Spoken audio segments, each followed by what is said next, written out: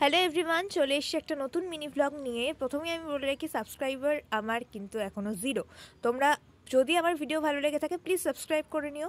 সকালবেলা উঠে আমি ব্রেকফাস্ট করে নিলাম, ভাত ডাল আলু ভাজা, সব থেকে ফেভারিট ব্রেকফাস্ট। তারপর রেডি হয়ে গেলাম। আমার ব্যাগের কিউট কি চেইনগুলো একটু দেখিয়ে দিই তোমায়। একটা পান্ডা কি চেইন, একটা হচ্ছে পিঙ্ক বল কি চেইন। আমি যাচ্ছিলাম হচ্ছে একটু পৌরসভা, আমাদের একটু দরকারে একটু কিছু ডকুমেন্টেশনের কাজ ছিল, তার জন্য। তো যাওয়ার পথে দেখো রাস্তায় দেখে নিলাম কি সুন্দর বোগেনভেলিয়ার গাছটা। এই টাইমে সব গাছগুলোতে না প্রচণ্ড ফুল ধরে এবং খুব সুন্দর লাগে দেখতে।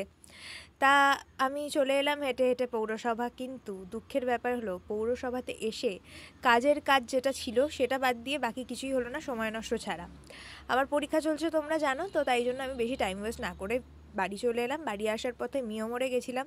আর মিয়োমোড়েই যার জন্য আমি যাই না, এই দিকে আমার অত ইন্টারেস্ট নেই। আমার ইন্টারেস্টের জায়গা হচ্ছে এইটা।